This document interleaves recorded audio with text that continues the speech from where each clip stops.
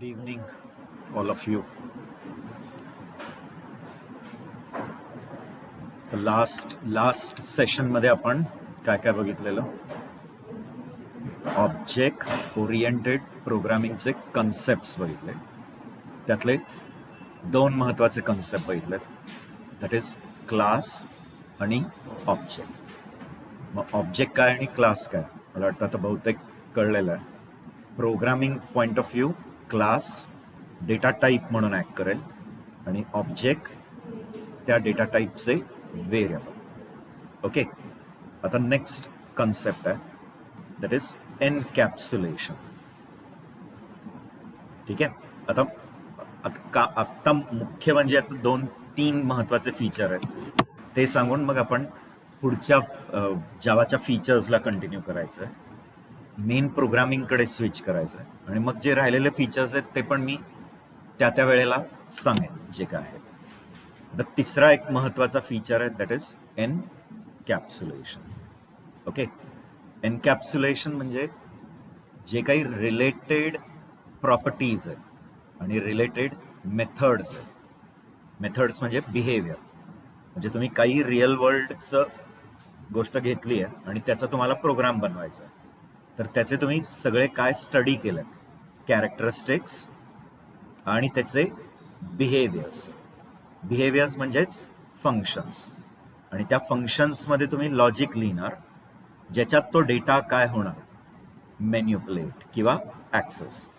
मग असे related behaviours आणि रिलेटेड कॅरेक्टरिस्टिक्स घेतले, म्हणजे तो डेटा घेतला, ते फंक्शन्स घेतले आणि त्याला ग्रुप केलं एका कॅप्सूलमध्ये किंवा एका कंपार्टमेंटमध्ये किंवा एका कंटेनरमध्ये, तर त्या प्रोसेसला काय म्हणायचं, एनकॅप्सुलेशन. गेटिंग? म्हणजे आपण बऱ्याच वेळाने रिअल वर्ल्डमध्ये बऱ्याचशा वस्तू घेतो आणि मग एका कशात तरी टाकायचा प्रयत्न करतो, एकात कशात तरी टाकून ठेवायचा प्रयत्न. गेटिंग? तर मग आपण काय म्हणतो की ते सगळ्या गोष्टी त्या एका ह्याच्यात काय करतोय, रॅप करतोय किंवा पॅक करतोय. मग सेम आहे, जे रिलेटेड फंक्शन्स आहेत आणि रिलेटेड डेटा आहे त्यांना आपण एका कॅप्सूलमध्ये काय केलं, ग्रुप केलं, आणि मग ती जी कॅप्सूल तयार होईल त्यालाच आपण मग काय म्हणतो, क्लास. पण ही क्लास बनवायच्या प्रोसेसला काय म्हणायचं, एनकॅप्सुलेशन. गेटिंग? मग एनकॅप्सुलेशन काय ते मला वाटतं कळलं, राईट? मेनी टाइम्स तुम्ही बघितलं पण असेल, एक ते दिवाळीमध्ये आई करंजी बनवते, तर ते एका एक रॅपर असतो असा, मग त्यात ती स्पूनभर ते सगळं जे काही मिश्रण आहे, मग ते एका गोष्टीपासून नाही आहे ना, त्या बऱ्याच 5-6 गोष्टी काय ज्या असतील त्या, म्हणजे ते वेगळे काय असतात, इन्ग्रेडियंट्स असतात, आणि मग त्या इन्ग्रेडियंट्स ते तिने तयार करून ठेवलेले असतात. मग ते 1 स्पून ऑफ इन्ग्रेडियंट ह्याच्यावर ठेवते आणि मग ह्याला असं आपण काय करतो, कव्हर करतो आणि पॅक करतो.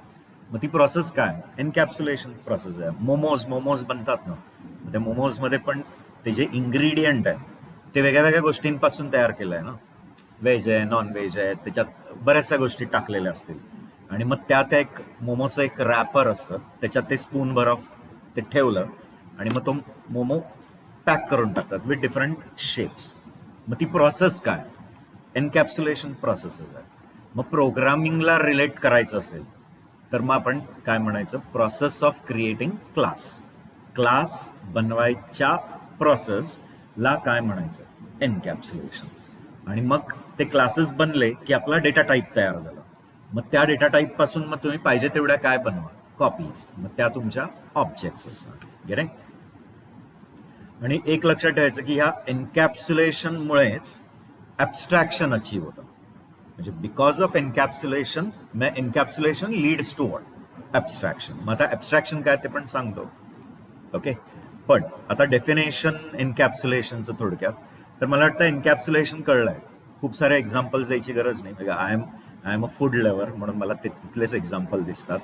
म्हणजे आई जेव्हा पुरणपोळी बनवते तर तो पण एक टाईपचा काय, पराठा बनवते, तर that is also what, a process of encapsulation. Getting?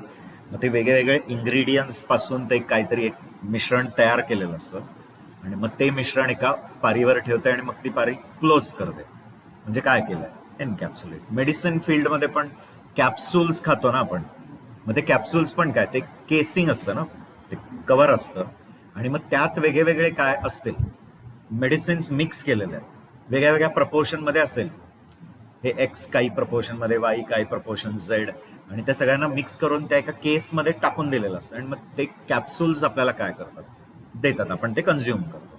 मग ती कॅप्सूल बनवायची प्रोसेसच काय, एनकॅप्सुलेशन. करेक्ट. तर रिलेटेड डेटा, रिलेटेड फंक्शन्स त्यांना घेतलं जे संबंधित आहे. लाईक जसं मी रिअल वर्ल्ड मधला कार घेतलं, तर कारचा जो काही डेटा असेल, म्हणजे नंबर ऑफ गिअर्स किंवा इंजिन कपॅसिटी, ॲव्हरेज, कळतंय, मग type of fuel, colour, make काय, मॉडेल काय, ते सगळे त्याचे काय झाले, कॅरेक्टरिस्टिक. आणि मग कारचे बिहेवियर्स, लाईक त्याला स्टार्ट करणार, स्टॉप करणार, ब्रेक पुट करणार, स्टिअरिंग फिरवता, ॲक्सेलरेट करता, चेंज गिअर करता, मग ते त्याचे काय झाले, फंक्शन्स. आणि त्या फंक्शन्समध्ये ते कारचे कॅरेक्टरिस्टिक्स काय होत असतात, ॲक्सेस किंवा मॅन्युप्युलेट. मग त्या दोन्ही गोष्टींना आपण एका कॅप्सूलमध्ये टाकलं, आणि मग त्या कॅप्सूललाच आपण काय म्हणायचं, कार. आणि मग त्या कारच्या मल्टिपल काय बनवाल, कॉपीज, ते म्हणजे तुमचे ऑब्जेक्ट्स. करेक्ट. बरं, तर क्लास बनवायच्या प्रोसेसला थोडक्यात काय लक्षात ठेवायचं, एनकॅप्सुलेशन. आणि मी सांगितलं एनकॅप्सुलेशनमुळे काय अचीव्ह होणार आहे, ॲब्स्ट्रॅक्शन. आता म्हणाल ॲब्स्ट्रॅक्शन म्हणजे काय, तर abstraction means hiding the certain details from the outside world. म्हणजे बाहेरच्या जगापासून काही रिलेव्हंट गोष्टी काय करायच्या, हाईड करायच्या. म्हणजे बाहेरच्या जगाला सगळ्या गोष्टी काय नाही पाहिजे, रिव्हील नाही व्हायला पाहिजे. म्हणजे त्या गोष्टी बाहेरच्या जगापासून काय करून ठेवलंय, हाईड, त्याला आपण काय म्हणायचं, ॲब्स्ट्रॅक्शन. मग ॲब्स्ट्रॅक्शन डेटाचं पण होतं आणि लॉजिकचं पण होतं. करेक्ट. म्हणजे पहिलं लक्षात घ्या की त्या कारचा जो काही डेटा असेल तो त्या कॅप्सूलच्या आतच काय होणार, ऍक्सेस होणार किंवा मॅन्युप्युलेट होणार. बाहेरच्या जगातले कोणी त्या कारच्या डेटाला काय नाही करू शकणार, ऍक्सेस किंवा मॅन्युप्युलेट. ते कशाच्या आतच मॅन्युप्युलेट होईल, त्या फंक्शन्सच्या जे त्या कॅप्सूलमध्ये बिलॉंग करतात. मग जर डेटा बाहेरच्या जगाला डायरेक्टली ऍक्सेबल नाही, मग आपण म्हणायचं की डेटा काय झाला, ॲब्स्ट्रॅक्ट. जे आपण प्रोसिजर ओरिएंटेड प्रोग्रामिंग आणि ऑब्जेक्ट ओरिएंटेडच्या वेळेला सांगितलं ना, प्रोसिजरमध्ये मी काय सांगितलं की मोठ्या लॉजिकला छोट्या छोट्या लॉजिक्समध्ये, म्हणजे मोठ्या प्रॉब्लेमला छोटे छोटे प्रॉब्लेम्स बनवता, मान्य. पण ह्यांना कधी कधी डेटा काय करायचा असतो, शेअर. मग आपण तो डेटा ग्लोबल टाकतो, पण ग्लोबलमुळे काय होतं, स्पेसिफिक फंक्शन्सला शेअर होत असं नाही, ते थ्रू आउट सगळ्यांना शेअर होतं. म्हणजे जे संबंधित फंक्शन्स आहेत त्यांनाच नाही, अनरिलेटेड फंक्शन्स पण तो डेटा काय करू शकतात, ऍक्सेस. म्हणजे तुमचा डेटा फ्रीली फ्लो होतो, डेटाला काय नाहीये, महत्व नाहीये, इम्पॉर्टन्स टू डेटा नाही, तो डेटा पूर्ण सिस्टीममध्ये कुठेही काय होतोय, ऍक्सेस.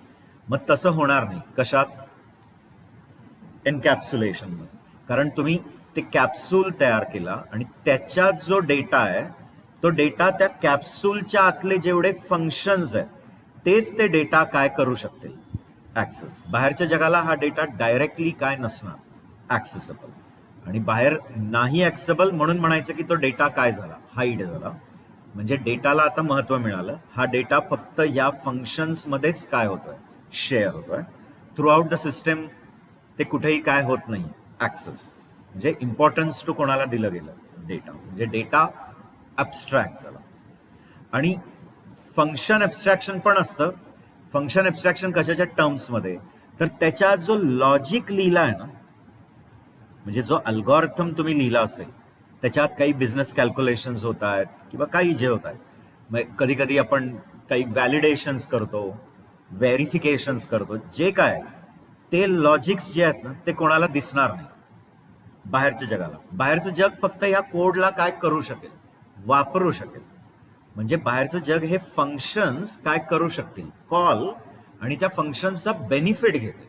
पण त्या फंक्शनच्या आत काय कोड लिहिलाय ना तो कोणाला विजिबल नसणार, वापरणाऱ्याला. जसं सांगितलं की आपण ती कारची एक कॉपी विकत घेतली, आपण कार विकत घेतली, तर कारचे फंक्शनॅलिटीज जे आहेत ना ते आपण फक्त वापरतो. ते फंक्शन्स कसे डेव्हलप केलेत ते कोणाला माहीत नसणार, कार वापरणाऱ्याला. कार वापरण्याला एवढंच माहिती आहे की ब्रेक कसा पुट करायचा आणि गिअर कसं चेंज करायचं आणि ॲक्सेलरेट कसं करायचं.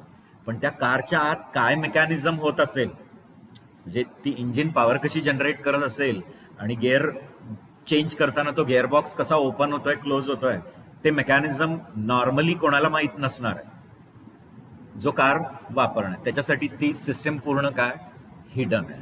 म्हणजे थोडक्यात त्या कारच्या आतले जे अल्गोरिथम्स चाललेत ते अल्गोरिथम्स फक्त आपण वापरतोय, फक्त ते अल्गोरिथम्स आपल्याला माहित नाही. We don't know the algorithm, we are only using that algorithm. म्हणून लॉजिक्स पण काय होतात, हाईड होतात. गेटिंग? किती एक्झाम्पल्स द्यायचे आता, म्हणजे हे तर कारचं बेस्ट एक्झाम्पल दिलं. पण आता जसं इथे हायवेवरून सरळ प्राधिकरण निगडीत चौकात गेला तर प्रदीप स्वीट आहे. मग प्रदीप स्वीटकडे मागितलेत 250 ग्राम गुलाबजाम्स. मग त्याच्या काउंटरवाले ते पैसे द्या, ते गुलाबजाम देतील. पण ते गुलाबजाम तुम्ही आणणार, तुम्ही खाणार, त्याची मजा घेणार. पण ते गुलाबजाम बनलेत कसे हे कोणाला माहीत नाही आपल्याला. म्हणजे ते गुलाबजाम बनवायचा जो अल्गोरिथम आहे तो कोणाला माहीत नाही, जो ते गुलाबजाम एन्जॉय करताय. म्हणजे त्यांचं म्हणणं आहे तुम्ही गुलाबजाम घेऊन जा, एन्जॉय करा, पण ते गुलाबजाम बनवण्याची जी प्रक्रिया म्हणजे ती अल्गोरिथम आहे ती तुम्हाला आम्ही काय करणार नाही, रिव्हील. आणि मी सांगितलं ना, रिव्हील झाली तर मे बी आयुष्यात गुलाबजाम खायचंच काय कराल, बंदच कराल. क्लिअर? म्हणजे कधीतरी प्रदीपच्या बटरखाण्यात एंट्री मिळाली तर मे बी तुम्ही ठरवाल की बाबा आई बनवते तेच जगातलं काय सगळ्यात चांगलं जेवण आहे आणि बेस्ट आहे आणि सेफ आहे. गेटिंग?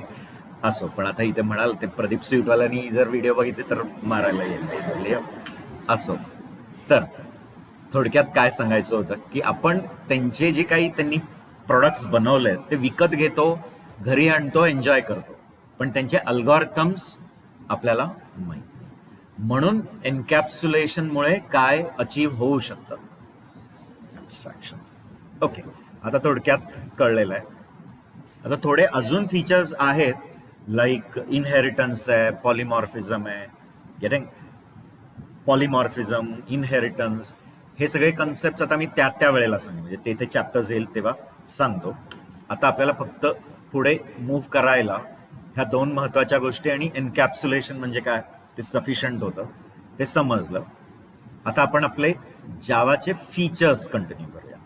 आतापर्यंत आपण जावाचे दोनच फीचर्स बघितलेले आहेत.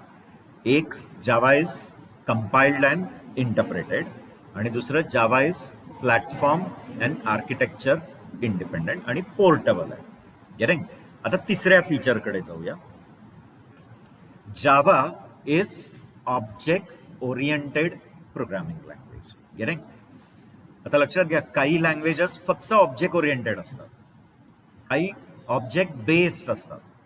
गेटिंग? काही ट्रू ऑब्जेक्ट ओरिएंटेड असतात आणि काही प्युअर ऑब्जेक्ट ओरिएंटेड. आता म्हणाल प्युअर मधला फरक काय आणि ट्रू मधला फरक काय? ठीक आहे, एक लक्षात घ्या, कधी एखाद्या लँग्वेजला प्युअर ओपी म्हणायचं जेव्हा त्या लँग्वेजमध्ये प्रत्येक गोष्ट ही ऑब्जेक्ट आहे. म्हणजे तिथे तुमचा इंटीजर जरी असला तरी तो इंटीजर कोण आहे? ऑब्जेक्ट. त्यांच्याकडे फ्लोट आहे, बुलियन आहे, काही घ्या, फंक्शन घ्या, everything is a object. Getting?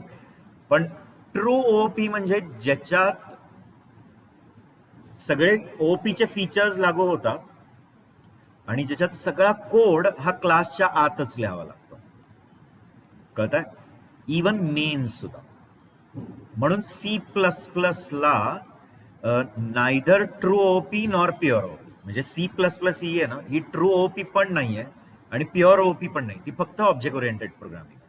त्याला ट्रू ओपी पण म्हणू शकत नाही आणि त्याला प्युअर पण म्हणू शकत नाही. गेटिंग? आता ट्रू ओपी म्हणजे कोण?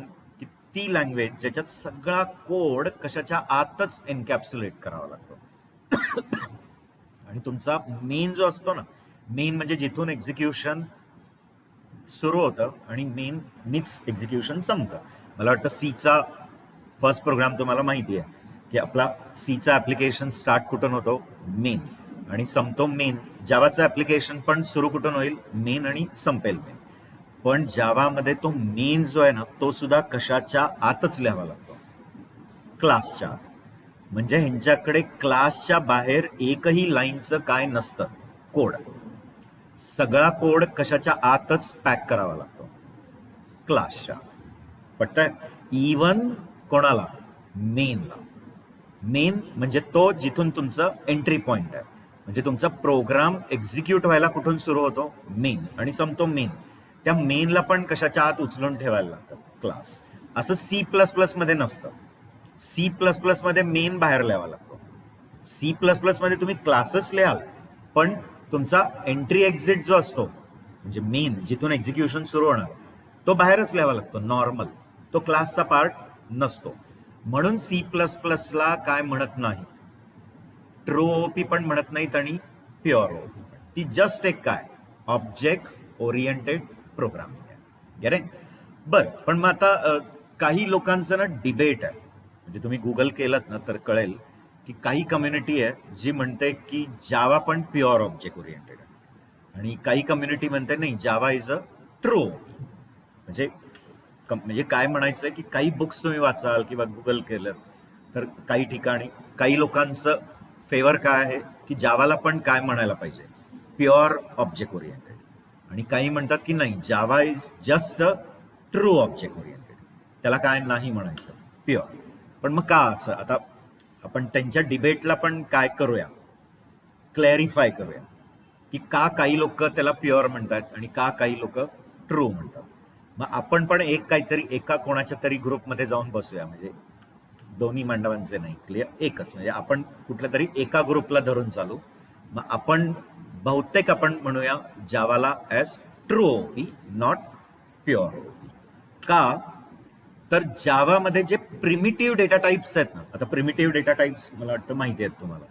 डेटा टाइप्स दोन कॅटेगरीमध्ये जातात, प्रिमिटिव्ह आणि नॉन प्रिमिटिव्ह. गेटिंग? मग प्रिमिटिव्ह्स हे काय नसतात, ऑब्जेक्ट्स. म्हणजे प्रिमिटिव्ह्स कशासारखे वागत नाहीत, ऑब्जेक्ट सारखे.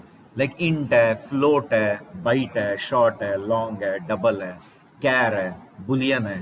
ते प्रिमिटिव्ह्स आहेत आणि ते काय म्हणून बिहेव नाही करत, ऑब्जेक्ट्स.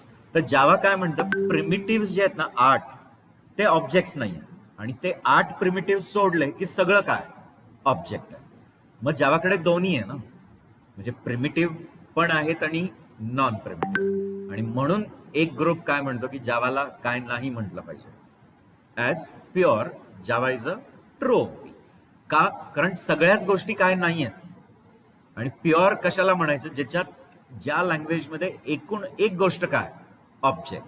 म्हणजे इंटिजर्स सुद्धा कोण आहेत? Best example is Python. पायथनमध्ये प्रिमिटिव्ह नॉन प्रिमिटिव्ह संबंधच नाही. पायथनमध्ये ना डेटा टाइप्स कशात क्लासिफायच होत नाही, प्रिमिटिव्ह अँड नॉन. त्यांच्याकडे सरसकट सगळे कोण? ऑब्जेक्ट. म्हणजे तुम्ही इंट घ्या, फ्लोट घ्या, त्यांच्याकडे प्रत्येक गोष्ट ही काय? ऑब्जेक्ट. आणि जर ते ऑब्जेक्ट आहे तर कशाचा ऑब्जेक्ट? कोणत्या तरी क्लासचा. म्हणजे पायथनकडे प्रत्येक व्हॅल्यू ही काय? आणि ऑब्जेक्ट आहे तर ते कुठल्या तरी क्लासचा ऑब्जेक्ट आहे. म्हणजे त्यांच्याकडे सरसकट सगळं काय? Object. Everything is a what? Object. Getting? आणि ऑब्जेक्ट म्हटलं की तो कशाची कॉपी असणार? कोणत्या तरी क्लासची. म्हणजे त्यांच्याकडे सरसकट सगळे क्लासेस आहेत. तसं जावाकडे नाही, प्रिमिटिव्ह वेगळेच ठेवले. 8 प्रिमिटिव्ह, ऑब्जेक्ट्स नाही. आणि प्रिमिटिव्ह सोडलं की सगळे कोण? ऑब्जेक्ट. आणि म्हणून जावाची एक कम्युनिटी काय म्हणते की जावाला काय नाही म्हटलं पाहिजे, pure OP. You should call it as true OP. का? बिकॉज जावा मध्ये सगळी गोष्ट क्लासमध्ये टाकता, मान्य आहे, कोणाला सुद्धा क्लासच्या आतच टाकता, मेनला. मग ज्या लँग्वेजमध्ये प्रत्येक गोष्ट क्लासच्या आतच टाकावी लागते, गेटिंग? इवन कोणाला? मेनला सुद्धा, त्या लँग्वेजला फक्त काय म्हणायचं? ट्रू. पण त्या लँग्वेजमध्ये प्रिमिटिव्ह आहेत, नॉन प्रिमिटिव्ह ऑब्जेक्ट्स आहेत. गेटिंग? पण एक कम्युनिटी आहे जी काय म्हणते की जावाला सुद्धा काय म्हटलं पाहिजे? प्युअर. तर का? त्याचं पण जस्टिफिकेशन देतो. गेटिंग? की का ती एक कम्युनिटी म्हणते की जावाला सुद्धा काय म्हटलं पाहिजे? प्रिमिटिव्ह. तर का? कारण त्यांचं म्हणणं की जे 8 प्रिमिटिव्ह आहेत ना जावानी जे दिलेले, त्या प्रत्येक 8 प्रिमिटिव्हचे 8 क्लासेस आहेत. त्याला रॅपर क्लासेस म्हणतात. गेटिंग? म्हणजे जर आपल्याकडे इंट डेटा टाईप आहे तर जावानी त्याचा एक करस्पॉन्डिंग क्लास इंटीजर दिलाय, आय कॅपिटल. सगळं व्यवस्थित समजून घ्या. जर डेटा टाईप फ्लोट आहे तर त्याचा करस्पॉन्डिंग क्लास फ्लोट आहे, एफ कॅपिटल. असे जेवढे प्रिमिटिव्ह डेटा टाइप्स आहेत ना तेवढे करस्पॉन्डिंग काय आहेत जावाकडे? क्लासेस आहेत. त्याला रॅपर क्लासेस म्हणे. म्हणजे इंटीजर डेटा टाईपचा इंटीजर, फ्लोटचा फ्लोट आहे. तसंच कॅर असेल, कॅर डेटा टाईप, तर इकडे कॅरेक्टर पूर्ण आहे. कळतंय? म्हणजे आता हे बघणार आहे आपल्या टॉपिक येईल तेव्हा कळेलच. तर 8 प्रिमिटिव्हचे 8 काय आहेत? क्लासेस. आणि मग एक कम्युनिटी काय म्हणते की तुम्ही हे क्लासेसचे ऑब्जेक्ट बनवून प्रिमिटिव्हला कशासारखं वागवू शकता? ऑब्जेक्ट्स म्हणून. आणि म्हणून एक कम्युनिटी म्हणते की प्रिमिटिव्स पण काय होऊ शकतात? ऑब्जेक्ट्स. तर मग जावाला पण काय म्हटलं पाहिजे? हां, म्हणजे इथे बघा कसं होतं. आता प्रिमिटिव्ह आय इंटीजर क्लास आहे हा, त्याचा आपण काय बनवणार? ऑब्जेक्ट. यांच्याकडे ऑब्जेक्ट हा रन टाइमच बनतो, न्यूनी. मग न्यू आणि मग त्या क्लासचं नाव दिलं. आता समजून घ्या कसं सांगतोय तेवढं लक्षात घ्या. आणि त्याच्या कन्स्ट्रक्टरला एक नंबर पास केला, 35. आता ह्यातला 35 हा प्रिमिटिव्ह आहे. 35 हा काय? प्रिमिटिव्ह. तो प्रिमिटिव्ह डेटा टाईप आहे, गेटिंग? जो अजून ऑब्जेक्ट नाही. पण आता होतं काय बघा, स्टॅकवर एक रेफरन्स व्हेरिएबल बनतो आय, गेटिंग? जो ऑब्जेक्टच आहे, पण जावामध्ये जो ऑब्जेक्ट आहे ना तोच रेफरन्स व्हेरिएबल. म्हणजे जसं C++ मध्ये तो पॉइंटर असतो ना, सी मध्ये सी प्लस पॉइंटर ज्याच्यात काय ठेवतात? ऍड्रेस. तसा ह्यांच्याकडे तो ऑब्जेक्ट आहे ना तो स्वतःच कोण असतो? तो ऑब्जेक्टच स्वतः कोण? रेफरन्स व्हेरिएबल, ज्याच्यात काय येणार आहे? रेफरन्स. पण मग आता काही मला कॉन्ट्राडिक्ट करतील, म्हणतील तुम्ही तर हिस्ट्रीमध्ये सांगितलं की जावामध्ये काय नाहीच आहेत, पॉइंटर्स, आणि आता तर म्हणता की त्या ऑब्जेक्टमध्ये काय ठेवणार? रेफरन्स. गेटिंग? ते मी अप्रोप्रिएट टाइमला क्लॅरिफाय करेन आणि प्रूव्ह करेन की जावामध्ये काय नाही आहेत पॉइंटर, आणि जावा कधीच डायरेक्ट काय देत नाही, मेमरी ऍक्सेस. आता तात्पुरतं समजा की हा जो ऑब्जेक्ट आय आहे तो ऑब्जेक्ट आहे, म्हणजे तोच काय? रेफरन्स आहे. जावामध्ये ऑब्जेक्ट म्हणजेच स्वतः कोण? Reference variable. ऑब्जेक्ट म्हणजेच रेफरन्स, रेफरन्स म्हणजेच ऑब्जेक्ट, असं समजून घ्या. ठीक आहे? हा आय स्टॅकवर बनला. आणि हिपवर काय होतं? एका इंटीजर क्लासच्या ऑब्जेक्टला जेवढी जागा लागते तेवढी अलोकेट होते. कशावरती मेमरी अलोकेट होईल? हिपवर. किती? जेवढी ह्या क्लासच्या कॉपीला लागते. हा क्लास आहे, कॅट हा क्लास आहे, मनी आणि किटी हे ऑब्जेक्ट्स आहेत. मनी किटी कॅटचे 2 कॉपीज आहेत. ते 2 कॉपीज काय ऑक्युपाय करतील? मेमरी. मग इंटीजर क्लासच्या कॉपीला जेवढी जागा लागते तेवढी हिपवर अलोकेट होते. आणि ना मग एक फंक्शन कॉल होतो जो हा प्रिमिटिव्ह घेतो आणि ह्या ऑब्जेक्टच्या काही प्रायव्हेट डेटामध्ये जाऊन तो 35 ठेवून देतो. म्हणजे थोडक्यात आपला हा जो प्रिमिटिव्ह 35 आहे तो कशामध्ये जाऊन एनकॅप्सुलेट झाला? त्या ऑब्जेक्टमध्ये. म्हणजे त्या ऑब्जेक्टला ना आत काय असणार आहे? काही प्रायव्हेट प्रॉपर्टी असेल. जसं कॅट आहे, कॅटच्या कॉपीज बनल्या मनी किटी, पण त्यांना काही प्रॉपर्टीज असतील ना, हाईट असेल, वेट असेल, कलर असेल, ब्रीड असेल. मग हाईट, वेट, कलर, ब्रीड हे मनीला पण असणार आणि किटीला पण.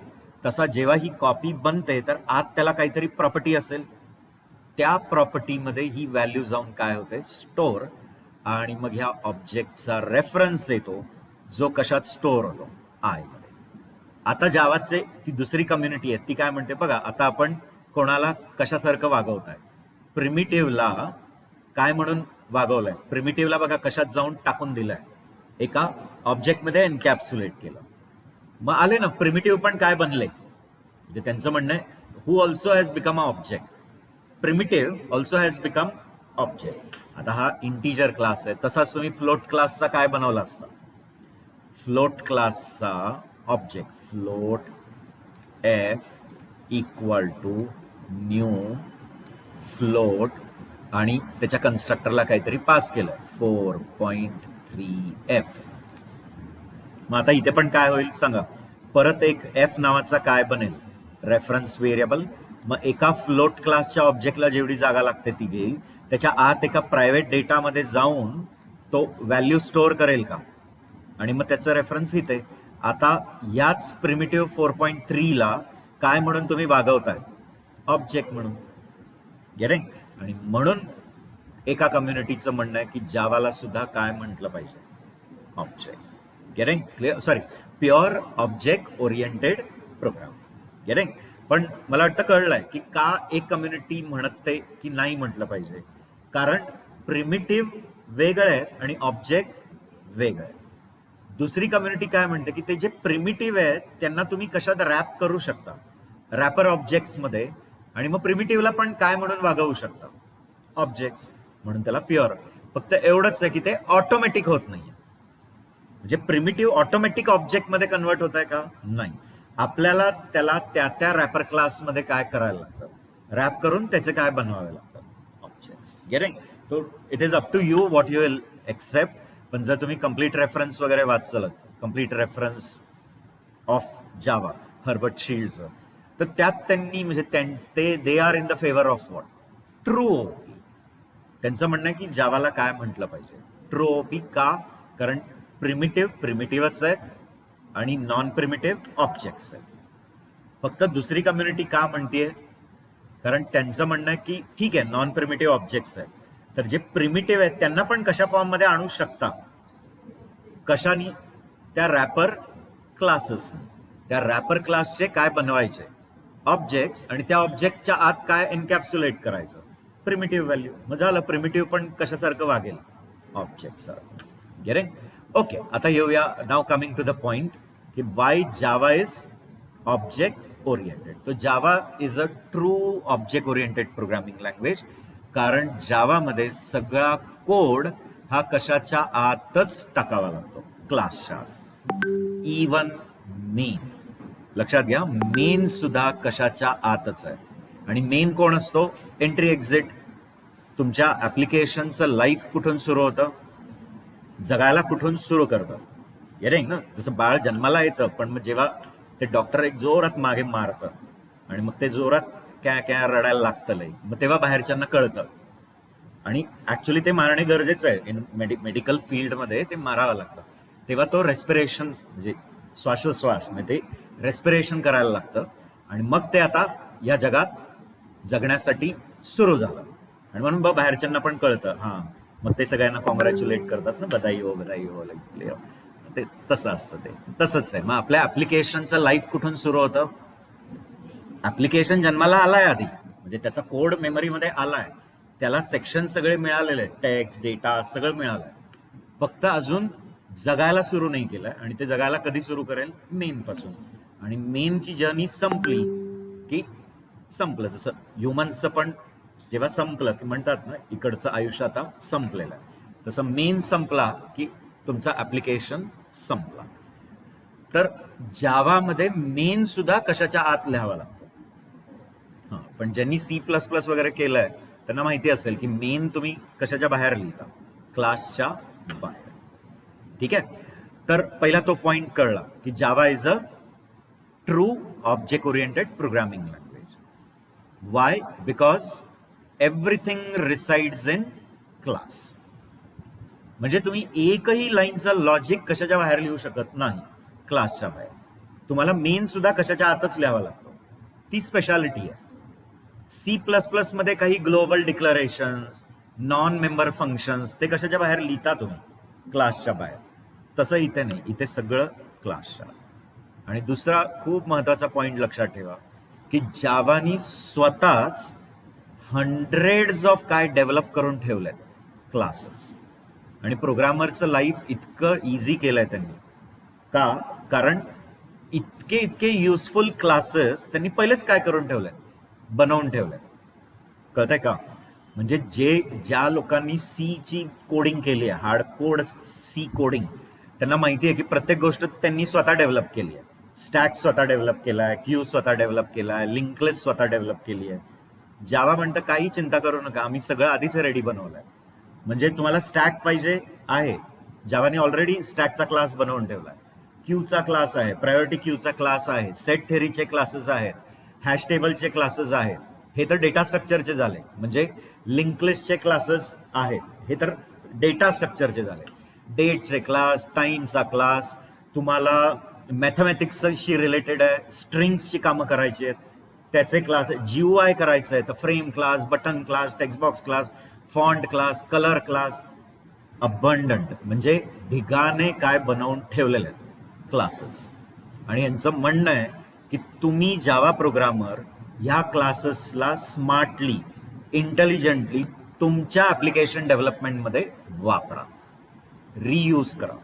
कळलं ना? म्हणजे घरी बर्थडे पार्टी आहे तर एक स्वीट डिश ठेवायची आहे, तर मी सांगितलं की प्रदीप स्वीटमधनं 1 किलो गुलाबजाम आणले तरी बस आहे. घरी आई कुठे बनवायला लागणार ते आहे ना? तिला सांगायचं की तू गुलाबजाम पण तूच बनव, तर ते किती टिडियस प्रोसेस आहे ना. इज इट अनो? मग ती सगळं ते घेऊन येणार, मग ते बनवणार, ते फ्राय करणार, मग ते त्याच्यात टाकणार. तेवढी सगळी प्रोसेसपेक्षा डायरेक्टली कुठून घेऊन आलात? घरात आणलं, आपलं मस्त बाउलमध्ये टाकलं आणि मग ते लोकांना ठेवलं. कळतंय कोणाला ना? सांगताना सांगायचं आईनीच बनवलेलं. क्लिअर? बरोबर की नाही? पण आता काही मॉम्सला असतंच की नाही मलाच बनवायचंय, ते त्यांच्यात तो त्यांच्या ब्लडमध्ये काय असतं, त्या अन्नपूर्णाच असतात, तर त्यांना बनवायचंच असतं, तर ती वेगळी गोष्ट. पण आता काही स्मार्ट मॉम्स आहेत, ते कुठे बनवत बसणार आहे, डायरेक्ट आणलेलं आहे. तर असंच आहे, जावा म्हणते आम्ही सगळं काय बनवून ठेवलेलं आहे, सब कुछ हमारे पास है, तुम्ही फक्त इंटेलिजंटली त्याला उचला आणि तुमच्या ऍप्लिकेशन डेव्हलपमेंटमध्ये वापरा. कळतंय? तुम्ही तेच बनवण्यात आपला वेळ वाया घालवू नका. म्हणजे जसं आता तुम्हाला एक लायब्ररी मॅनेजमेंट सिस्टम बनवायची आहे, सपोज. काय बनवायची आहे? Library management system. मग त्याच्यात एक ऑप्शन नक्कीच काय असतो? Waiting list. आता ते आत्ताच्या जनरेशनच्या मुलांना माहित आहे का नाही माहित नाही, का? कारण बुकच वाचत नाही आणि लायब्ररीचं काही तोंड बघतच नाही. क्लिअर? नाही ना? फ्रँकली म्हणतात नाही सर. क्लिअर? जायचं लायब्ररी. आपल्या प्राधिकरणमध्ये किती चांगली लायब्ररी आहे. इफ यू गो टू भेद चौक, कळताय, तिथे स्वामी विवेकानंदांचे तिथे काय आहे? लायब्ररी आहे. जायचं त्याला. क्लिअर? आणि किती जुनी आहे. There are more than 50,000 books like. Correct? तर जा कधी. त्याचं इनॉग्रेशन पण that time CM of Gujarat, who is PM today of India, त्यांनी ते इनॉग्रेट केलेलं आहे. जा. आणि आपण प्राधिकरणमध्ये राहतो आणि आपल्याला त्या लायब्ररीला आपण व्हिजिट करत नाही, है ना? शेम आहे. जा कधी. सावरकर भवन माहितीच असेल सगळ्यांना, त्या सावरकर भवनमध्येच ती लायब्ररी आहे. खूप चांगले चांगले बुक्स आहेत आणि खूप चीप मेंबरशिप आहे. म्हणजे ते काही खूप लुटत नाही, काहीतरी 70 रुपीज काहीतरी आहे. म्हणजे खूप काही मेंबरशिप चार्जेस नाहीत आणि एवढे बुक्स वाचायला मिळतात. तर वाचा कधीतरी. तर थोडक्यात लायब्ररी मॅनेजमेंट सिस्टममध्ये कधी कधी असं होऊ शकतं का की एखादं बुक इतकं फेवरेट आहे की खूप लोकांना पाहिजे, मग ते ऑलरेडी इश्यूड आहे आणि 10 लोकांना आता ते पाहिजे, तर मग आल्यावर त्या 10 मध्ये भांडणं होऊ शकतात ना. मग लायब्ररी मॅनेजमेंट सिस्टम त्या 10 लोकांना ज्यांना ते बुक पाहिजे पण आता सध्या नाही आहे, त्यांची काय मेंटेन करणार? Waiting list. आणि वेटिंग लिस्ट म्हटलं की कोणता डेटा स्ट्रक्चर यायला पाहिजे? काय वाटतं? स्टॅक का क्यू? Obviously queue. का? First in first out. मग ज्यांनी ज्यांनी त्या बुकला काय टाकलंय रिक्वेस्ट, त्यांना ह्या क्यू मध्ये टाकणार आणि जेव्हा ते बुक काय होईल रिटर्न, तेव्हा ह्या क्यू मध्ये जो पहिला असेल त्याला ते बुक इश्यू होणार. ओके. आता तुम्ही म्हणायचं काय तुम्हाला? तर ह्या लायब्ररी मॅनेजमेंट सिस्टम मध्ये एक ऑप्शन काय आहे? Waiting list. आणि त्याच्यात गरज काय? क्यू. तर आता जो सी प्रोग्रामर आहे तो ती क्यू पण स्वतःची डेव्हलप करेल ना. रेडी नाहीये, मग तो स्वतःचा काय डेव्हलप करेल? क्यू. जावा प्रोग्रामर्सला त्यांचं म्हणणं आहे, म्हणजे जावाचं म्हणणं आहे की ती क्यू नका डेव्हलप करत, आम्ही बनवून दिलेली आहे ती आमची रेडी क्यू, तुम्ही तुमच्या लायब्ररी मॅनेजमेंट सिस्टम मध्ये काय करा? यूज करा. तुम्ही तेच बनवण्यात परत वेळ वाया घालवू नका. कळतंय ना? कन्सेप्ट कळला का नाही? You are getting it on? म्हणजे त्यांचं म्हणणं आहे की हे सगळं ऑलरेडी काय आहे. मग डेट आहे, टाइम आहे, सगळे डेटा स्ट्रक्चर्स आहेत, हॅश टेबल आहे, सेटचे दिलेले आहेत, मॅपिंगचे दिलेले आहेत, लिंक लिस्ट आहे, क्यू आहे, जीओआयचे दिलेत, डेटाबेस कनेक्टिव्हिटी करायची आहे तर त्याच्यासाठी आहे, सॉकेट प्रोग्रामिंग करायचं आहे त्याचे क्लास अवेलेबल आहेत. म्हणजे जवळजवळ थाउजंड्स ऑफ काय क्लासेस आहेत आणि ते रेडी क्लासेस कोणी आधीच डेव्हलप केलेत, सन लोकांनी, आणि सनच्या टीमनी ते बनवून कोणाला डिस्ट्रीब्यूट केलेत, आपल्या लोकांना. आणि आपलं काम काय, त्या क्लासेसला स्मार्टली आपल्या प्रोग्राममध्ये काय करायचं, यूज करायचं. गेटिंग? आता थोडक्यात हे हंड्रेड्स ऑफ क्लासेस तर दिलेत, मान्य आहे, पण ते क्लासेस त्यांनी सगळे मिळून एकाच ठिकाणी डंप करून दिलेले नाही. जसं C++ मध्ये बघा, वेगळ्या वेगळ्या हेडर्स असतात ना, म्हणजे त्या कॅटेगराईज केलेल्या आहेत ना. आपले स्टँडर्ड इनपुट आहेत, म्हणजे print F, scan F, F print F, F scan F. Input आउटपुटचे फंक्शन्स एका .h मध्ये, स्ट्रिंगचे एका .h, मॅथमॅटिक्सचे math.h, असे त्या प्रत्येक .h मध्ये त्यांचे काय प्रोटोटाईप, आणि प्रत्येक .hच्या लिप्स वेगळ्या वेगळ्या. का अशा केल्यात? सगळं एकाच ठिकाणी का नाही टाकलं? एकाच ठिकाणी टाकलं असतं तर ती एक लायब्ररी खूप मोठी बल्की झाली असती, त्याचं लोडिंग टाइम जास्त लागला असतं, मेमरी पण जास्त लागली असती, आणि त्याच्यात सर्चिंग पण काय लागलं असतं, टाइम कन्झ्युमर. सर्च लोकलाइज नसतं झालं ना. याचा नो म्हणजे आपल्याला दाता रिलेटेड प्रॉब्लेम आहे आणि डायरेक्ट गेलो MD मेडिसिन, तर तो अननेसली वेळ वाया घालवणार आहे. MD मेडिसिन आहे ना, तो पूर्ण बॉडी स्कॅन करत बसतो, आणि जबकि आपल्याला माहिती आहे आपल्याला दाता रिलेटेड आहे, तर मग डायरेक्ट कोणाकडेच गेलं, डेंटिस्टकडे, तर सर्च प्रॉब्लेम सॉल्व्ह करणे काय झालं, लोकलाइज झालं ना. तो बरोबर तिथेच फोकस करेल ना, तो अननेसली बाकीचा वेळ वाया नाही घालवणार. पण MD मेडिसिन पक्क काय करणार, सगळ्यावर पूर्ण स्कॅनिंग करत बसेल, आणि मग शेवटी कळेल की अरे तुम्हाला हा प्रॉब्लेम आहे. गेटिंग? मग शेवटी तो त्याच तिकडे काय करतो, रिडायरेक्ट करतो, पण वेळ खूप जातो. गेटिंग? पण कधी कधी डायग्नोसिससाठी काय करावंच लागतं, कधी कधी माहीत नसतं आपल्याला काय प्रॉब्लेम आहे, तर मग बऱ्याच वेळा डायग्नोसिससाठी कोणाकडेच जावं लागतं, MD मेडिसिन, आणि मग ते लोक आपल्याला मग स्पेसिफिक डॉक्टर्सकडे काय करतात, रिडायरेक्ट, आणि मग ते काम लोकलाइज होतं. इथे ह्यांचं म्हणणं काय आहेत, हंड्रेड्स ऑफ क्लासेस, पण ते सगळे जर एकाच ठिकाणी डंप करून दिले तर त्यांचं लोडिंग टाइम जास्त लागेल, त्याच्यात सर्चिंग टाइम जास्त लागणार, मग आणि मेमरी पण ते लोड केल्यावर त्याची मेमरी पण जास्त लागणार. म्हणून त्यांनी काय केलंय, त्याचे पॅकेजेस तयार केले. आता म्हणाल पॅकेज म्हणजे काय, तो package is a group of related classes, आणि कम्प्युटरच्या टर्मिनॉलॉजीमध्ये पॅकेज म्हणजे एक फोल्डर. असं काहीतरी खूप कॉम्प्लिकेटेड डिफिकल्ट टास्क आहे असं नाही. पॅकेज म्हणजे काय, एक फोल्डर, आणि नंतर आपल्याला बघायचं ना स्वतःचे पॅकेज कसे बनवायचे, आपले पॅकेज आपल्या दुसऱ्या प्रोग्राममध्ये ते इम्पोर्ट कसे करायचे, everything I am going to tell you. तर ह्या लोकांनी काय केलंय, साधारणतः जे क्लासेस संबंधित आहेत, रिलेटेड जसं मी सांगितलं, जे युटिलिटी रिलेटेड आहेत, जसं स्टॅक आहे, क्यू आहे, लिंक लिस्ट आहे, हॅश टेबल आहे, डेट आहे, टाइम आहे, त्याला त्यांनी एक युटिल पॅकेज मध्ये टाकलंय. युटिल नावाचा एक काय फोल्डर आहे, आणि मग त्याच्यात ते सगळे काय क्लासेस आहेत, त्या क्लासेसच्या फाईल्स आहेत, डॉट क्लास. आणि हे क्लासेस आपण डेव्हलप केलेत का सन टीमनी आधीच डेव्हलप करून आपल्याला फक्त डिस्ट्रीब्यूट केलेत? त्यांनी डेव्हलप केलेत आणि आपल्याला डिस्ट्रीब्यूट, आणि आपलं काम यांना आपल्या प्रोग्राममध्ये वापरायचं आहे. ठीक आहे. मग तसंच जर तुम्हाला काही GUI प्रोग्रामिंग करायचं आहे तर मग AWT दिलंय, ॲब्स्ट्रॅक्ट विंडो टूलकिट.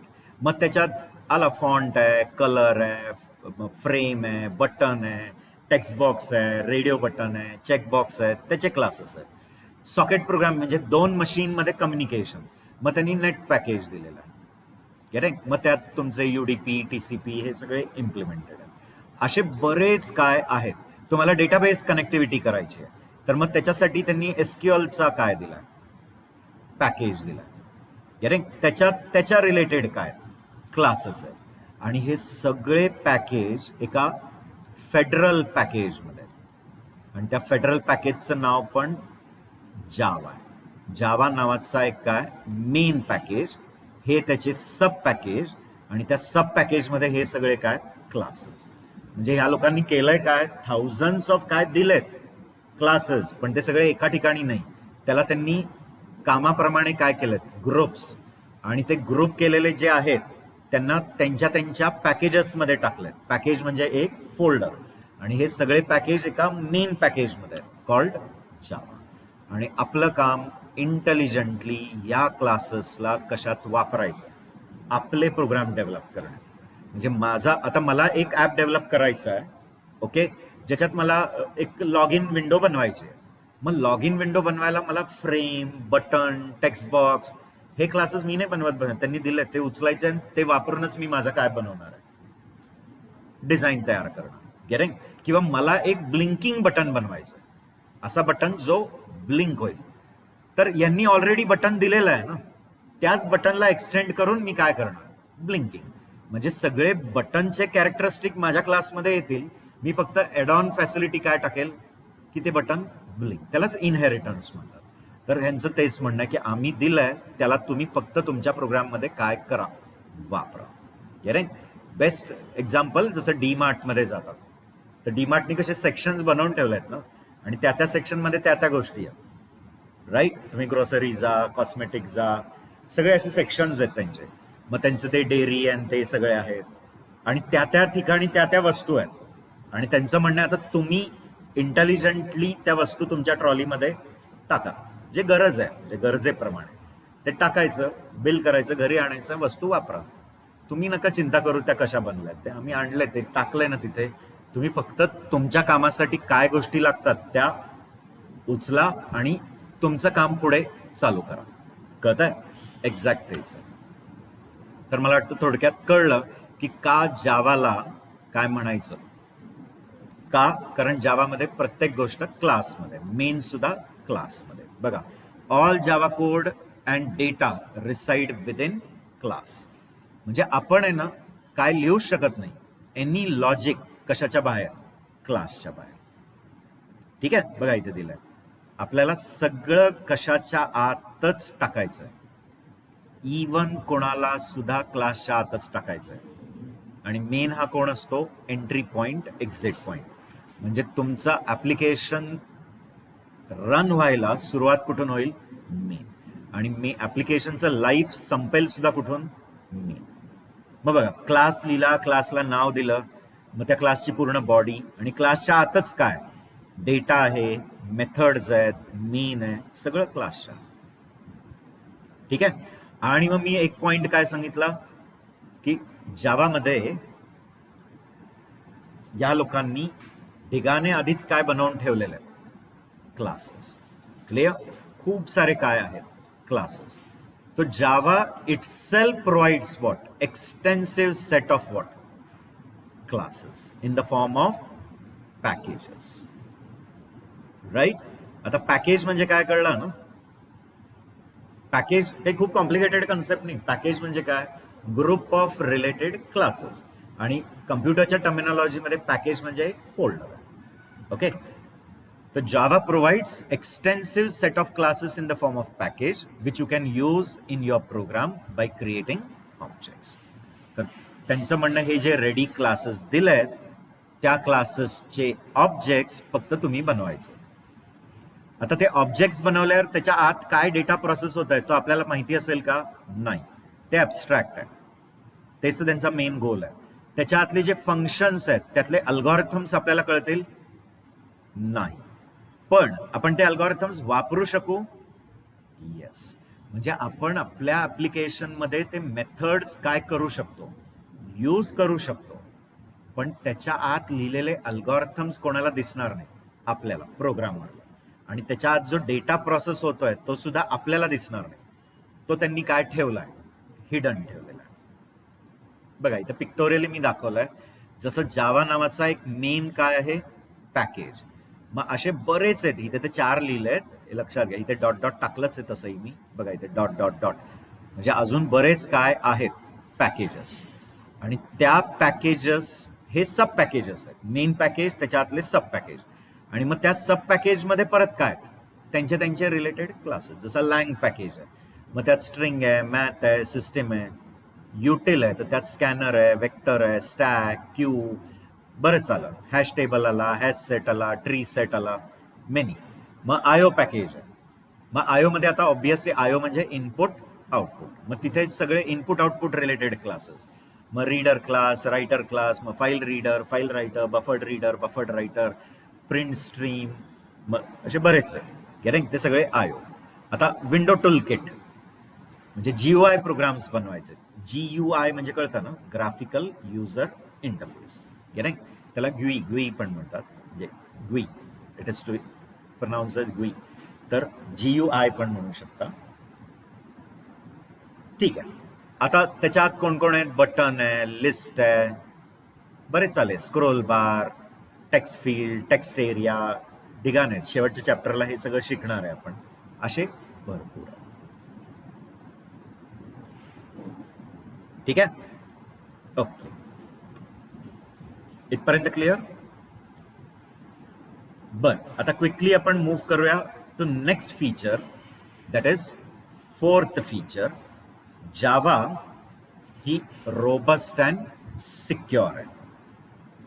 ठीक आहे? हा पण खूप महत्वाचा फीचर आहे. आता ओपीचा फीचर कळला ना, आणि ते कळलं ना, म्हणजे मी प्रयत्न केला एक्सप्लेन करायला की जावा ही ट्रू आहे, पण काही जावा कम्युनिटी म्हणते की जावाला पण काय म्हटलं पाहिजे, प्युअर. तर ते क्लॅरिफिकेशन दिलेलं आहे की प्युअर का म्हणतात ते लोक, कारण त्यांचं म्हणणं आहे की जे प्रिमिटिव्ह आहेत त्यांना तुम्ही रॅपर्समध्ये काय करू शकता, एनकॅप्सुलेट करून प्रिमिटिव्हला पण कशासारखं वापरू शकता, ऑब्जेक्ट सारखं. मग त्याला पण का नाही म्हणायचं प्युअर? पण काहींचं म्हणणं आहे की ते ऑटोमॅटिक होत नाहीये ना, आपल्याला त्याला कशामध्ये टाकावं लागतं, ऑब्जेक्ट्समध्ये. क्लिअर? आता येऊया नेक्स्ट महत्वाच्या फीचरला. Java is robust and secure. Okay, आता का त्याला रोबस्ट आणि सिक्युअर म्हणायचं ते सांगतो. Okay, in Java strict data type checking होते, कंपायलेशनच्या वेळेला पण आणि रन टाइमच्या वेळेला. म्हणजे इंटरप्रिटेशनच्या वेळेला सुद्धा काय होते, स्ट्रिक्ट चेकिंग. आणि कंपायलेशनच्या वेळेला पण काय होते, स्ट्रिक्ट चेकिंग. कशाची? डेटा टाईपची. गेटिंग? का? कारण जावा ही स्टॅटिक टाईप लँग्वेज आहे, जावा ही डायनामिक टाईप लँग्वेज आहे, आणि जावा ही स्ट्रिक्ट टाईप आहे, लूजली टाईप नाही.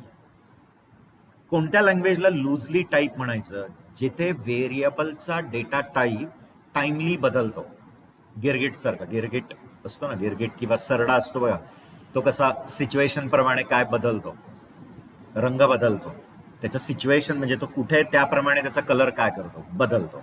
म्हणजे आता व्हेरिएबल एकच बनवलाय आणि त्याला मी आत्ता 40 टाकलं, मग तो इंटीजर. थोड्या वेळाने त्याच व्हेरिएबलमध्ये डबल कोट राम टाकलं तर तो स्ट्रिंग. म्हणजे तोच व्हेरिएबल कालांतराने आपला काय बदलतोय, डेटा टाईप. असं होतं, कळतंय? आत्ता तो इंटीजर आहे, थोड्या वेळाने तो स्ट्रिंग आहे. असं जावामध्ये होत नाही. काही लुझली टाईप लँग्वेजेस आहेत, जसं जावा स्क्रिप्ट आहे, JavaScript, PHP, Ruby, getting, Python, या सगळ्या लूजली टाईप लँग्वेज आहेत. आता लूजली टाईप आहेत म्हणजे तिथे काय की एका व्हेरिएबलला काही डेटा टाईपच्या व्हॅल्यू रनटाईम काय करू शकता, रनटाईम असाइन. म्हणजे तोच व्हेरिएबल आत्ता इंटीजर आहे तर थोड्या वेळाने तो स्ट्रिंग आहे, तर थोड्या वेळाने तो कॉम्प्लेक्स आहे. व्हेरिएबलचं डेटा टाईप काय होऊ शकतं, टाइमली चेंज, रन टाईम. तशा लँग्वेजेसला आपण काय म्हणतो, लूजली टाईप. गेटिंग? आणि असं होऊ शकत नाही ज्या लँग्वेजमध्ये. म्हणजे ज्या लँग्वेजमध्ये एकदा जर तो व्हेरिएबल अनाऊन्स केला ॲज इंटीजर तर तो मरेपर्यंत, म्हणजे थ्रू आउट इट्स स्कोप, त्याच्या पूर्ण लाईफ टाईममध्ये तो काय असणार, तर त्याला स्ट्रिक्ट टाईप लँग्वेज म्हणायचं. लूजली टाईप आणि स्ट्रिक्ट टाईप. तर जावा ही कशात येते, स्ट्रिक्ट टाईप. म्हणजे जावामध्ये व्हेरिएबल्सचे डेटा टाईप्स टाइमली किंवा एक्झिक्युशनच्या वेळेला काय होऊ शकत नाही, चेंज. एकदा जर तुम्ही कंपायलेशनच्या वेळेला सांगितलं की त्याचा व्हेरिएबल इंट आहे तर त्याच्या पूर्ण लाईफमध्ये तो काय असणार, इंटीजर. गेटिंग? तर डेटा टाईप ज्या लँग्वेजमध्ये व्हेरिएबलचा रन टाईम बदलतो त्या लँग्वेजेसला हां, आणि जिथे डेटा टाईप बदलू शकत नाही त्याला स्ट्रिक्ट टाईप, लूजली टाईप. आणि जावा ही स्टॅटिक टाईप आहे, कळतंय? आणि ज्या स्टॅटिक टाईप नसतात त्यांना डायनामिक टाईप. म्हणजे काय की ज्या लँग्वेजमध्ये डिक्लरेशनची प्रथाच नाहीये, डायरेक्ट व्हेरिएबल वापरायला सुरू करा, डायरेक्ट व्हेरिएबलला काय करायला सुरू करा, असाइन, जे व्हॅल्यू असाइन त्याच्यावर त्याचा डेटा टाईप ठरेल. म्हणजे ज्या लँग्वेजमध्ये डिक्लरेशन असा कॉन्सेप्टच नसतो त्या लँग्वेजेसला डायनामिक टाईप लँग्वेज, आणि ज्या लँग्वेजमध्ये तुम्हाला व्हेरिएबल डिक्लेअर केल्याशिवाय वापरता येत नाही त्या लँग्वेजेसला काय म्हणायचं, स्ट्रिक्ट टाईप. गेटिंग? आणि स्टॅटिक टाईप. स्टॅटिक टाईप का? कारण त्याचा डेटा टाईप कधी ठरलाय, कंपायलेशनच्या वेळेला. गेटिंग? तो why we should say the language is static type. Static type आणि डायनामिक टाईप. स्टॅटिक टाईप का म्हणायचं लँग्वेजला?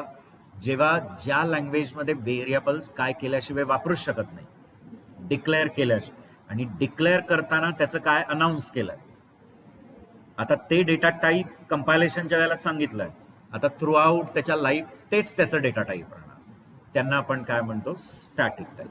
आणि जिथे डिक्लरेशन नसतंच, डायरेक्टच काय करायला सुरू करा, व्हेरिएबल वापरायला, त्या लँग्वेजेसला आपण काय म्हणतो, डायनामिक टाईप. गेटिंग?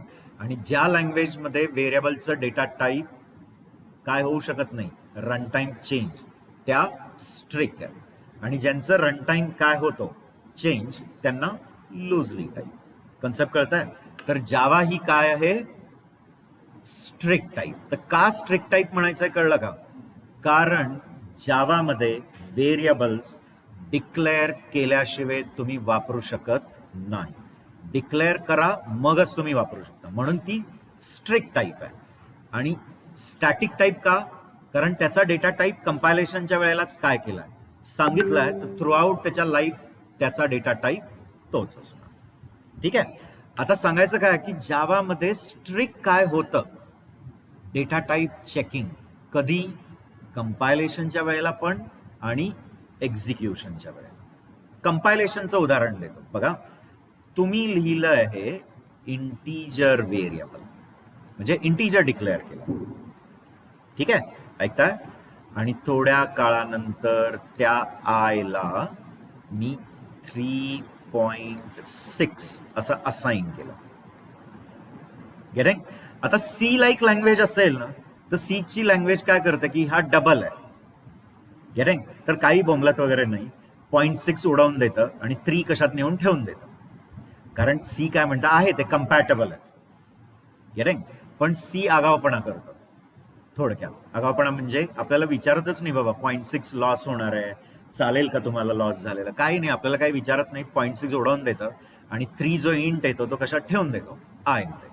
कारण त्यांचं म्हणणं आहे ठीक आहे ते कम्पॅटेबल आहे, डबल आणि इंट कम्पॅटेबल आहे, आणि तो लॉस झाला तर तो उडवून देईल आणि त्याचं इंट इथे ठेवून देईल. पण जावा या कॉन्टेक्स्टमध्ये फार स्ट्रिक्ट आहे. गेटिंग? जावा काय म्हणतंय की जिथे नॅरोईंगची सिच्युएशन होणार आहे, नॅरोईंग म्हणजे कळलं ना, डबल जास्त जागा घेणार आहे, ओके, आणि इंट कमी, मग जिथे नॅरोईंगची सिच्युएशन येणार का, कारण तुम्ही डबलला कशात ठेवायला चाललाय, इंट मध्ये, तर साहजिक आहे डॉटच्या नंतरच्या व्हॅल्यूज काय होणारच, लॉस होणार. मग असं जिथे लॉस होणार असेल तिथे जावा काय करत नाही, थोडक्यात आगावपणा. क्लिअर? म्हणजे तुम्हाला विचारेल, म्हणजे कंपायलेशनच्या वेळेला ना असं इथे एरर देईल आणि इथे सांगेल पॉसिबल लॉस ऑफ प्रिसिशन. आता जावा 1.5च्या वेळेला अशी एरर यायची, possible loss of precision, found double, required integer. म्हणजे जावाचा कंपायलर हे चेकिंग कधी करताय, कंपाईल टाइम चेकिंग करताय, आणि म्हणून त्याला काय म्हणायचं, लँग्वेज काय आहे, रोबस्ट आहे. गेटिंग? म्हणजे जावा स्वतःहून हा लॉस करून टाकेल का, स्वतःहूनच ठरवून दिलं, 0.6 उडवलं 3 टाकलं, नाही, ते तुम्हाला एरर देत आहे आणि सांगताय पॉसिबल लॉस ऑफ प्रिसिशन, आणि मग सांगताय फाउंड डबल, रिक्वायर्ड इंटीजर. आत्ताचे जे कंपायलर्स आहेत ना, आता ऑब्व्हियसली आपण लेटेस्टच इन्स्टॉल करायचं, तर आत्ताचे जे कंपायलर्स आहेत ते एरर तेच देतं, फक्त वाक्य थोडं बदललंय त्यांनी, possible lossy conversion from double to int, असं वाक्य येतं आत्ताच्या कंपायलर्स.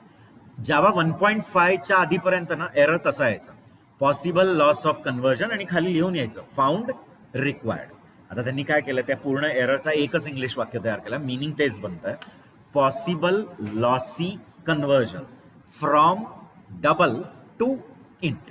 पण हा एरर कधी आला? कंपायलेशनच्या वेळेला. आणि हा एरर येतोय म्हणजेच ती लँग्वेज कशात कॉन्ट्रीब्यूट होतीये? रोबस्टनेस. कळत आहे? रोबस्टनेस म्हणजे कळतं ना, फुल प्रूफ असतं ना, जसा तो आयफोनवाले म्हणतात ना, पाण्यात टाका, कसंही करा, फेका, पाडा, तर फोनला काही होत नाही. म्हणजे तो फोन काय आहे? रोबस्ट.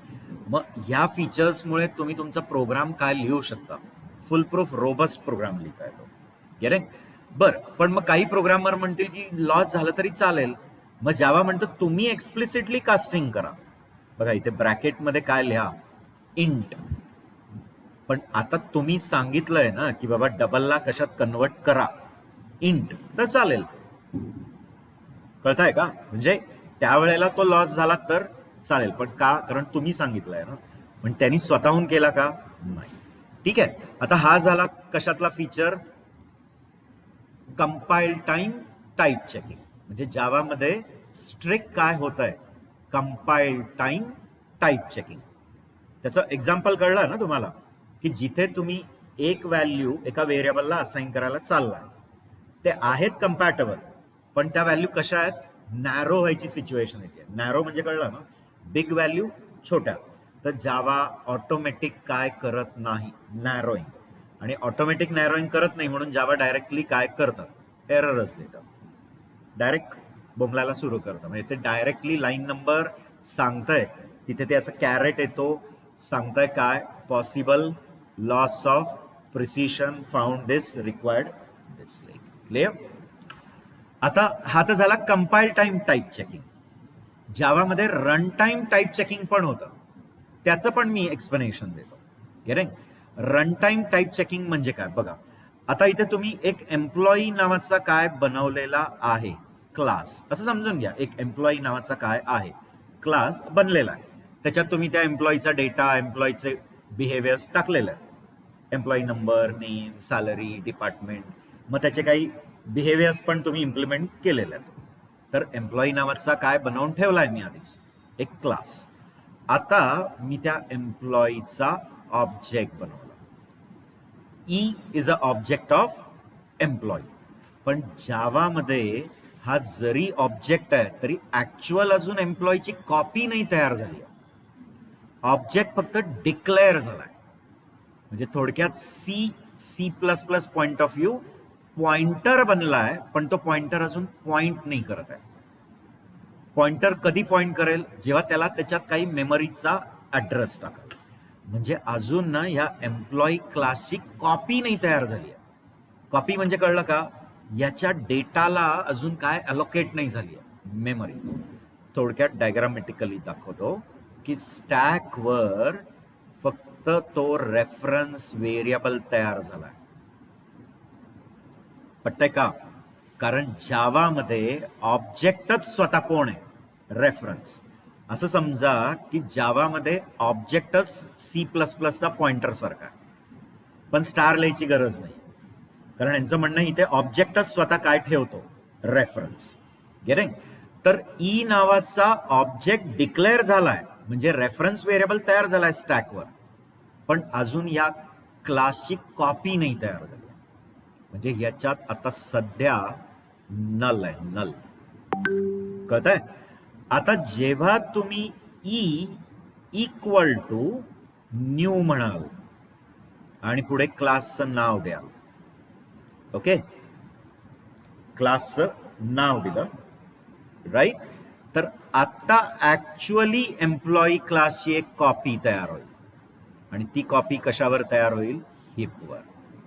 मग सपोज त्याला एम्प्लॉई नंबर आहे, नेम आहे, सॅलरी आहे, डिपार्टमेंट आहे, त्या सगळ्यांसाठी काय अलोकेट होईल? मेमरी. मग त्याचा ऍक्च्युअली एक मॅजिक मेथड कॉल होतो, त्याला कन्स्ट्रक्टर म्हणतात. त्याच्याबद्दल आपण अजून डिस्कस करू, आत्ताच्या पुरतं नाही करणार. लक्षात घ्या. तर न्यूनी काय अलोकेट केली? मेमरी. म्हणजे न्यूनी ह्या एम्प्लॉईची एक कॉपी तयार केली. कशावर? हिपवर. आणि मग त्या कॉपीचा रेफरन्स येतो, जो कशात येऊन स्टोअर होतो? ई मध्ये. आणि मग तुम्ही ई डॉट करून त्या एम्प्लॉईचे बिहेवियर्स ऍक्सेस करू शकता. लाईक ई डॉट करून मी गेट सॅलरी कॉल केली. Get salary. आता गेट सॅलरी हा काय बिहेवियर आहे कोणाचा, त्या एम्प्लॉईचा. पटतंय? क्लिअर? आता ह्याच्यात बघा, जर चुकून तुम्ही ही लाईन लिहायची विसरूनच गेला, पटतंय? ही लाईनच काय केली, विसरला, म्हणजे ऑब्जेक्ट डिक्लेअर झाला आणि डायरेक्टली त्या ऑब्जेक्टचा बिहेवियर कॉल केला. कळतंय का? म्हणजे ऑब्जेक्टची काय करायलाच विसरला, कॉपी. तर काय होतं, कंपायलर एरर देत नाही. कंपायलर म्हणतं ह्याच्यात काही सिंटॅक्टिक प्रॉब्लेम मला वाटत नाहीये, हे डिक्लरेशन बरोबर आहे, हे मेथड कॉल बरोबर आहे, म्हणून कंपाईल बरोबर होतो. पण रन टाइम म्हणजे इंटरप्रिटेशनच्या वेळेला जेव्हा तो ई थ्रू ती मेथड कॉल करायला जातं ना, तेव्हा तो काय जनरेट करतो, एरर. आणि तो एरर असतो नल पॉइंटर एक्सेप्शन या नावाचा पण क्लास आहे पायथनमध्ये, पायथन नाही सॉरी जावामध्ये. नल पॉइंटर एक्सेप्शन या नावाचा पण एक क्लास आहे. आता थोडक्यात हा एक्सेप्शन कधी रेज होतो, लक्षात घ्या. एक्सेप्शन्स म्हणजे प्रॉब्लेम जे रन टाइम जनरेट झाले. जे प्रॉब्लेम कधी जनरेट होतात, रन टाइम, त्यांना काय म्हणतो आपण, एक्सेप्शन. आता ते एक्सेप्शन का रेज झाला, कारण ई मध्ये काय नाहीच आहे, रेफरन्सच नाहीये, तर तुम्ही त्याची मेथड कशी कॉल कराल. तुम्ही हे कॉल करायचं विसरलाय ना, हे लाईनच विसरला, तर हा ऑब्जेक्ट आहे का रे अस्तित्वात, म्हणजे ई मध्ये रेफरन्स आहे का त्याचा, नाही, म्हणजे नल आहे. आणि नल असेल तर त्या ऑब्जेक्टची मेथड कशी काय कॉल करू शकता. थोडक्यात काय की बाळ जन्मालाच नाही आलंय आणि त्याचे तुम्ही इन्कम टॅक्स प्रॉपर्टी सगळं भरताय, म्हणजे त्याच्या नावाने प्रॉपर्ट्या घेतल्यात, मग काय गोल्ड घेतलंय, डायमंड घेतलंय, म्युच्युअल फंड घेतलंय, सगळं घेऊन ठेवलंय आणि ते बाळ अजून काय आलंच नाहीये, अस्तित्वातच नाहीये. तर असं असतं का, ते इलिगल आहे ना. क्लिअर? इथे पण तसंच आहे. प्रोग्रामिंग काय म्हणता, अजून ती कॉपीच तयार नाही झाली तर तुम्ही त्याची मेथड कशी काय कॉल करू शकता. कळतंय? म्हणजे चुकून आपण ती कॉपी बनवायलाच विसरलो आणि डायरेक्ट काय कॉल करायला गेलो, मेथड. पटतंय? मग इथे पण काय रेज होतं, एरर. पण तो एरर कधी रेज होतो, रन टाइम. आणि या फीचर्समुळेच आपण जावाला काय म्हणतो, जावा इज रोबस्ट. कन्सेप्ट कळताय का? क्लिअर? ओके. तर आजला आपल्याला इथेच थांबावं लागेल. आज मला वाटतं थोडक्यात कळलंय की का लँग्वेज रोबस्ट आहे. गेटिंग? मग नेक्स्ट याच्यात मी सांगेन की का लँग्वेज सिक्युअर पण आहे आणि मग आपण ही स्लाइड रीड करायची. ओके. पण थोडक्यात रोबस्ट काय ते कळलं, कारण ह्यांच्याकडे स्ट्रिक कंपाईल टाइम आणि strict run time type checking होतं. पटतंय? क्लिअर? हे परत मी डायग्रामॅटिकली दाखवेन स्लाइडवर, तुम्हाला क्लिअर होईल. ठीक आहे. तर आजला इथेच थांबूया, उद्या इथून पुढे कंटिन्यू. ओके. थँक्यू.